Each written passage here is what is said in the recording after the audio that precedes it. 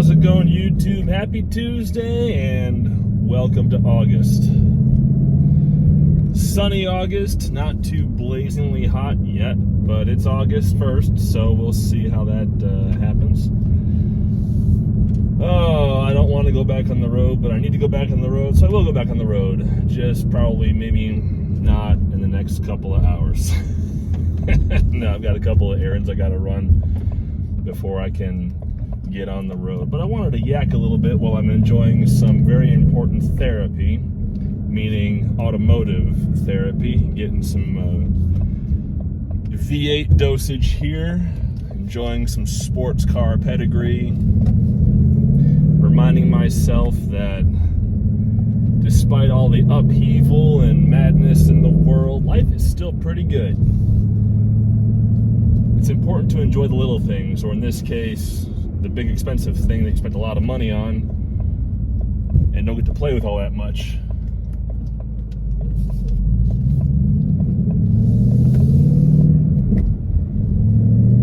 Oh, always fun. Anyway, it's been an eventful brief visit at home. The biggest thing I got done in terms of trucking was I got my Kentucky and my IFTA filings done, and I managed to do them all by my lonesome. It was a miracle. Did them all by my lonesome. Got my accounts all sorted out.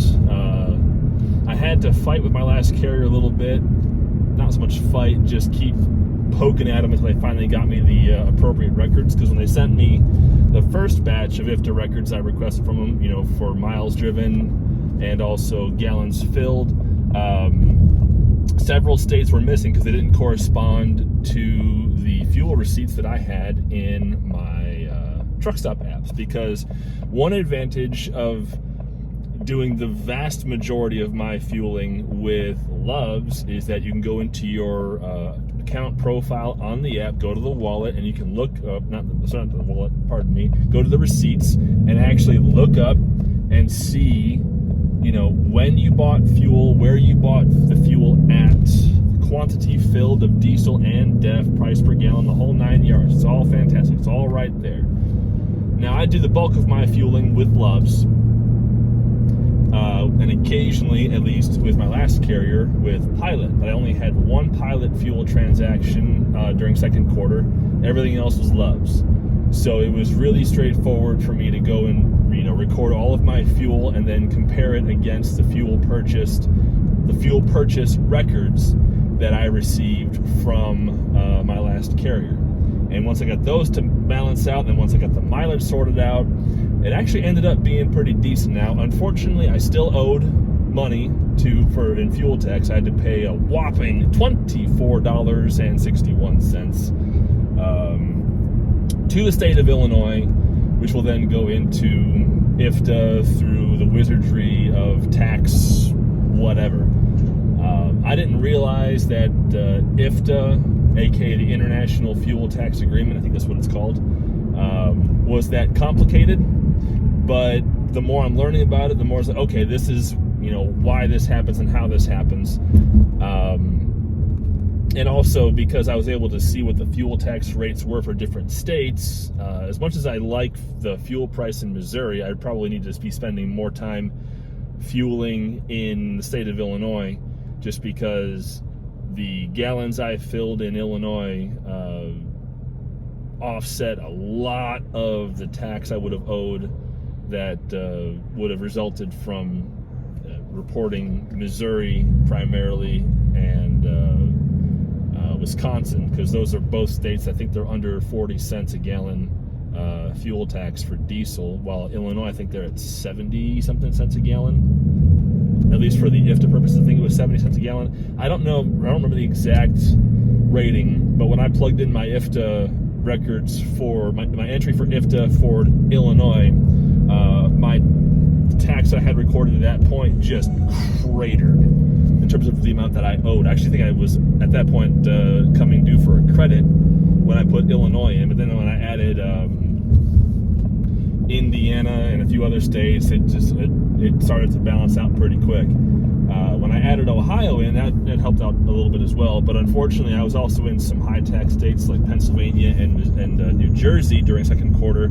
And unfortunately for me, I didn't fuel at all there because the fuel prices were absurd at that time. So I didn't have an opportunity to benefit from fueling in these higher tax states to offset the tax I would need to pay in those states.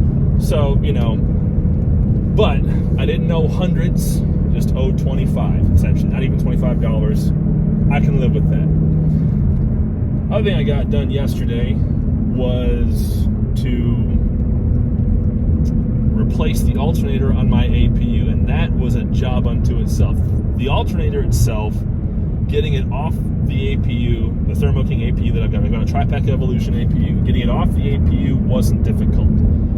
Getting the new one on wasn't difficult. The problem was the in-between, because the way Thermo King APU alternators come in, they don't come with a replacement tensioner pulley, which has the fan assembly on it. It's just the alternator. You have to remove the old fan and pulley from the alternator that you're replacing and then put it on the new unit. And that took some real work.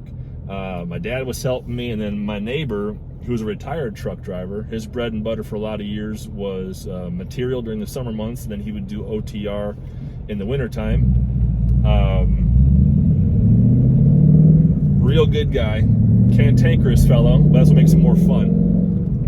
And I know you're watching too, so I'm speaking good about you and, telling it like it is at the same time. Anyway, he's a real good guy.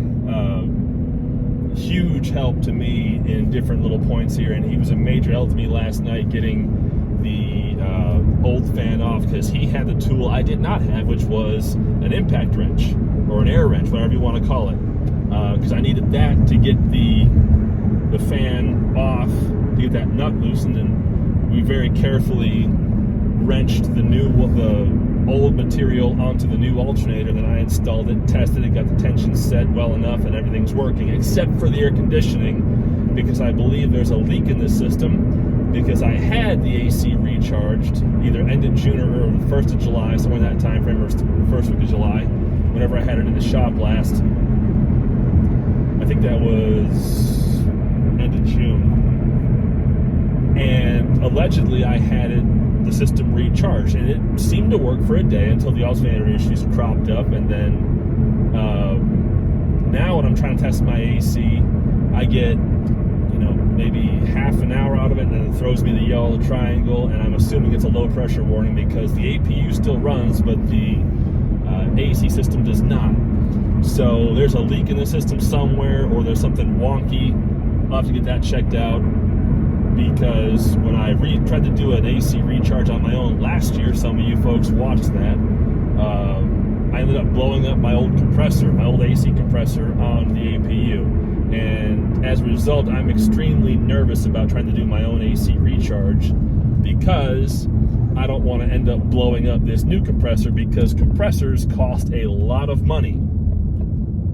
So I don't want to screw with that. Plus, it's kind of a convoluted install process. So it is what it is. Anyway, it's time for errand number 1 of the day.